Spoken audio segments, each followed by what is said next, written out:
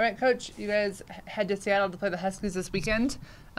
Before you get into Pac-12 play, let's just talk a little bit about the non-conference season and how you would evaluate the team's performances. Well, we had 6 losses. 5 of those 6 losses were without a starter due to injury out on the floor. And yet we look at them, they're by combined on 6 points per game on average. You lose a game, and we go back and look at tape, and you're right there with 3 minutes to go in all the games. Sometimes the games are tied when regulation's in and all that too. So all in all, I'm pleased with how our new guys have performed. I'm pleased with how this team has performed, knowing we had one piece missing, but yet at the same time, we definitely feel like we left some games on the floor. And speaking of the health, how is the health of the team going into Pac-12 play? You know, for the most part, we're pretty healthy. I think the guy that I'm most concerned about, Robert Franks, is still day-to-day. I would think, though, with the Washington game and everything, he should be ready to play, and we'll have to wait and see on that. But outside of that, the injuries that we've had with Deontay Daniels, Isaiah Wade, Jeff Pollard at times, all of them are back to being 100%. Okay, so let's jump into the start of the Pac-12 season. A lot of new guys. How prepared are they to open into Pac-12 play?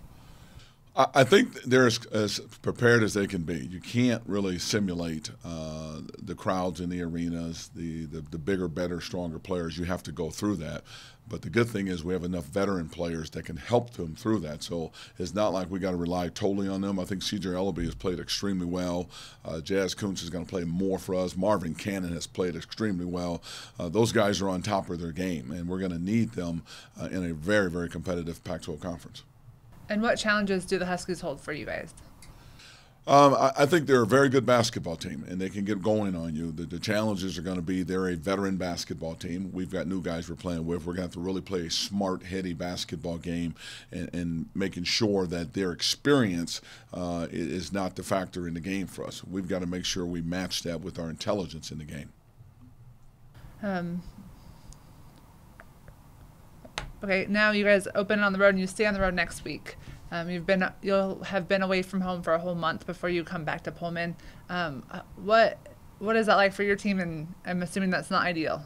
You know, with our games in the Tri-City, we play Montana State and in Santa Clara up in Spokane, and the tournament down in Vegas. Now we're on the road with Washington. We're on the road again next week with Colorado, Utah. So I want to say we're used to it. Is it good? No, but it is what it is. We won't make any excuses. You have to play. And actually the road, even though we've let some games get away, has made us stronger. So I'm hoping that will play dividends as we open up Pac-12 play. If we can somehow manage our schedule early on, it turns in our favor the second half of Pac-12 play. So somebody has to be on the road. It just has to be this year. It's us out on the road for 3 straight games. And with Frank's, like you said, day-to-day, who do you need to step up big for you guys to be successful? You know, to me, it's our team, but more importantly, we need to get Isaiah Wade get back to playing the way he was before he went out with his injury. Devontae Cooper can certainly give us some minutes. He played well in his last game. So there's going to be several pieces that we need to perform just a little bit better.